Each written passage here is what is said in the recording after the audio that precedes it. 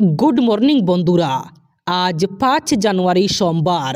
আজকের সকালের বরাক তথা সমগ্র আসামের গুরুত্বপূর্ণ খবরগুলি হল 2026-এর বিধানসভা নির্বাচনে 69 থেকে 74 আসন পাবে বিজেপি। বিজেপি অসমে তৃতীয়বারের জন্য সরকার গঠন করবে। প্রাক নির্বাচনী সমীক্ষা নিয়ে তোলপাড় উঠেছে রাজ্য রাজনীতিতে। রাজ্যে বিধানসভা নির্বাচনের এখনও কয়েক মাস বাকি। তবে এর আগেই পিপুলস পালস একটি নির্বাচনী সমীক্ষা প্রকাশ করেছে। এই সমীক্ষায় তারা দাবি করেছে বিজেপি 2026-এর বিধানসভা নির্বাচনে 69 থেকে 74টি আসন পেয়ে তৃতীয়বারের জন্য সরকার গঠন করবে। তবে পিপুলস পালসের এই সমীক্ষা মানছেন না বিরোধীরা। এমনকি মুখ্যমন্ত্রী ডক্টর হিমন্ত বিশ্ব শর্মাও এই সমীক্ষা মানছেন না। মুখ্যমন্ত্রী জানান, সমীক্ষার ফলাফল নিয়ে আমি সন্তুষ্ট নই। আমি কাজ করে যাব, সমীক্ষা এড়িয়ে চলব। মেশিনে যেটা হবে সেটাই হবে ফাইনাল সমীক্ষা। 2026 সালের প্রথম চন্দ্রগ্রহণ হবে আগামী 3 মার্চ। কাকতালীয়ভাবে এই দিনে দেশ জুড়ে হোলি উৎসবও উদযাপিত হবে। হিন্দু ক্যালেন্ডার অনুসারে হোলিকা দহন 3 মার্চ রাতে অনুষ্ঠিত হবে। এর পরের দিন অর্থাৎ 4 মার্চ রঙিন হোলি উদযাপিত হবে। জ্যোতিষশাস্ত্রের হিসাব অনুযায়ী এই চন্দ্রগ্রহণ পূর্ব ফাল্গুনী নক্ষত্র এবং সিংহ রাশিতে ঘটবে। যেহেতু এই চন্দ্রগ্রহণ ভারতে দেখা যাবে, তাই সূতক কালো বৈধ হবে। 3 মার্চ চন্দ্রগ্রহণ শুরু হবে বিকেল 3টা 20 মিনিটে, শেষ হবে সন্ধ্যা 6টা 47 মিনিটে। এই চন্দ্রগ্রহণের সময়কাল হবে 3 ঘন্টা 27 মিনিট। এই চন্দ্রগ্রহণের সূতককাল শুরু হবে 9 ঘন্টা আগে, সকাল 6টা 20 মিনিটে। 3 মার্চ 2026 তারিখের চন্দ্রগ্রহণ বাংলার উত্তর পূর্বাঞ্চলের পাশাপাশি উত্তর পূর্ব রাজ্য মিজোরাম, নাগাল্যান্ড, মণিপুর, অসম এবং অরুণাচল প্রদেশেও দেখা যাবে।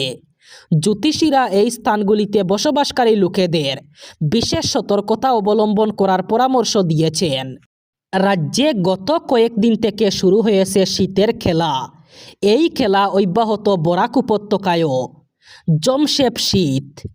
গত 2-4 দিন থেকে সূর্যের আলো মেঘের কারাগারে প্রায় বন্দী।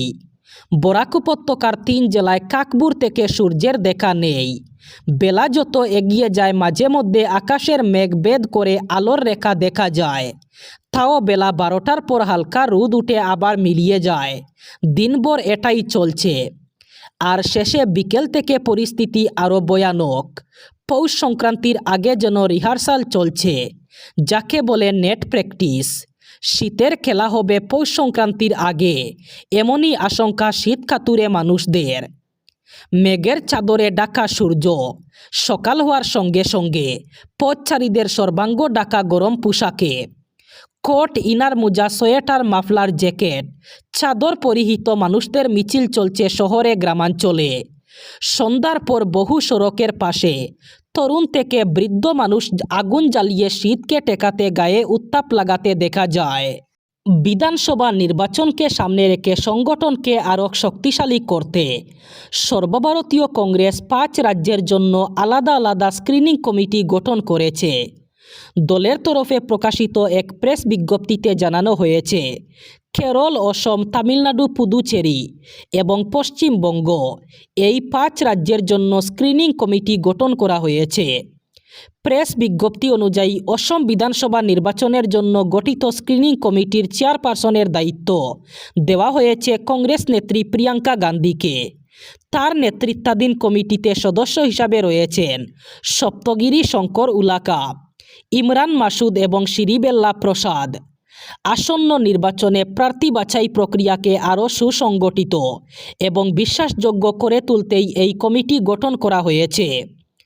অসমে বিজেপি সরকারের বিরুদ্ধে নাগরিকত্ব, ভূমি উচ্ছেদ, বেকারত্ব এবং সংখ্যালঘু ইস্যুতে যে অসন্তোষ তৈরি হয়েছে, তা নির্বাচনী ময়দানে কাজে লাগাতে কংগ্রেস প্রার্থী নির্বাচনে বিশেষ গুরুত্ব দিতে চাইছে। সেই কারণেই কেন্দ্রীয় স্তরের নেতৃত্বকে সরাসরি যুক্ত করে স্ক্রিনিং কমিটি গঠন করা হয়েছে। রাজ্যের বিভিন্ন সামাজিক এবং রাজনৈতিক সমীকরণ মাথায় রেখে প্রার্থী বাছাই করা হবে বলেও ইঙ্গিত মিলেছে। ইংরেজি নতুন বছরের শুরুতেই একত্রীকরণের নামে বন্ধ করে দেওয়া হলো রাজ্যের 91টি প্রাথমিক বিদ্যালয়। এই তালিকায় রয়েছে বরাক উপত্যকার 3 জেলার 14টি নিম্ন প্রাথমিক ও উচ্চ প্রাথমিক বিদ্যালয়। বরাক উপত্যকায় এই 14টি বিদ্যালয় বন্ধ করে দেওয়া হয়েছে। একত্রীকরণের নামে বন্ধ করা হয়েছে কামরূপ, লখিমপুর, শিবসাগর জেলার 10টি করে প্রাথমিক বিদ্যালয়। 7টি করে বন্ধ করে দেওয়া হয়েছে মাজুলি এবং বরপেটা জেলার। কাছাড় জেলায় একত্রীকরণ করা হয়েছে 5টি প্রাথমিক বিদ্যালয়। হাইলাকান্দি জেলায় 5টি এবং শ্রীভূমিতে 4টি প্রাথমিক বিদ্যালয় একত্রীকরণ করা হয়েছে।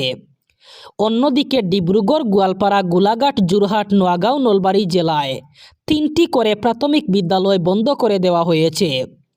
2টি করে প্রাথমিক বিদ্যালয় বন্ধ করে দেওয়া হয়েছে বিশ্বনাথ, বঙ্গাইগাঁও এবং শোনিতপুর জেলায়। চরাইদেও, দরং, ধেমাজি, ধুবড়ী, কামরূপ মহানগর, মরিগাঁও, তিনসুকিয়া জেলার 1টি করে প্রাথমিক বিদ্যালয় বন্ধ করে দেওয়া হয়েছে। অবৈধ বিদেশি নাগরিকদের বিরুদ্ধে সরকারের কঠোর স্থিতি অব্যাহত রয়েছে।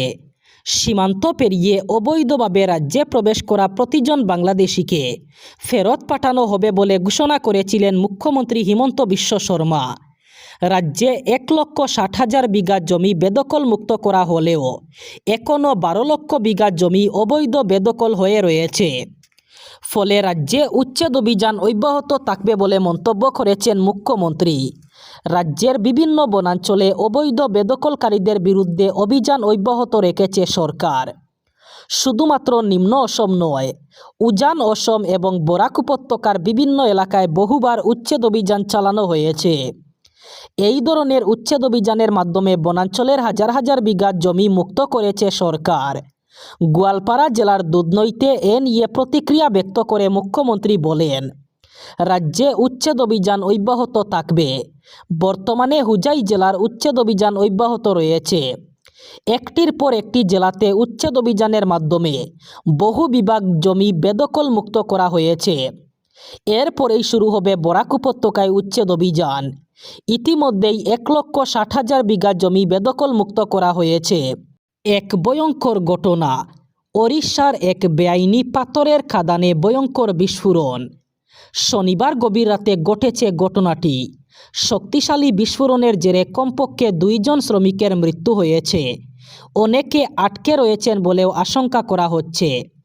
প্রশাসনের তরফে হতাহতের সঠিক সংখ্যা যাচাই করা হচ্ছে।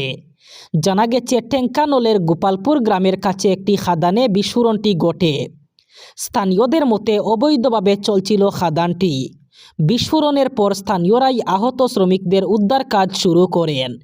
ইতিমধ্যেই আহতদের উদ্ধার করে নিকটবর্তী একটি হাসপাতালে স্থানান্তরিত করা হয়। বিস্ফোরণের খবর পেয়ে গভীর রাতেই ঘটনাস্থলে পৌঁছায় স্থানীয় প্রশাসন ও পুলিশ। গোটা এলাকাটি ঘিরে রাখা হয়েছে। শুরু হয়েছে প্রাথমিক তদন্ত। প্রশাসনের তরফে জানানো হয়েছে, বিস্ফোরণের পর খাদানের ভিতরের একটি অংশ ধসে পড়ে, যা ধ্বংসস্তূপের নিচে শ্রমিকদের চাপা পড়ার আশঙ্কাকে বাড়িয়ে তুলেছে। তাছাড়া বিস্ফোরণের সময় ঘটনাস্থলে কতজন শ্রমিক উপস্থিত ছিলেন তা স্পষ্ট নয়। এবার বরাক উপত্যকার 3 জেলার আজকের আবহাওয়ার খবর। আজ 5 জানুয়ারি সোমবার বরাক উপত্যকার 3 জেলায় তীব্র ঠান্ডা থাকার সম্ভাবনা। আজ শিলচর, কাছাড়ে সর্বোচ্চ তাপমাত্রা থাকবে 22 ডিগ্রি সেলসিয়াস এবং সর্বনিম্ন তাপমাত্রা থাকবে 11 ডিগ্রি সেলসিয়াস। শ্রীভূমি, করিমগঞ্জে আজ সর্বোচ্চ তাপমাত্রা থাকবে 22 ডিগ্রি সেলসিয়াস এবং সর্বনিম্ন তাপমাত্রা থাকবে 11 ডিগ্রি সেলসিয়াস। একইভাবে হাইলাকান্দি জেলায়ও আজ সর্বোচ্চ তাপমাত্রা থাকবে 22 ডিগ্রি সেলসিয়াস এবং সর্বনিম্ন তাপমাত্রা থাকবে 11 ডিগ্রি সেলসিয়াস। এই ছিল আজকের সকালের গুরুত্বপূর্ণ খবরগুলি। ভিডিওটি অবশ্যই লাইক করবেন এবং চ্যানেলটি সাবস্ক্রাইব করবেন।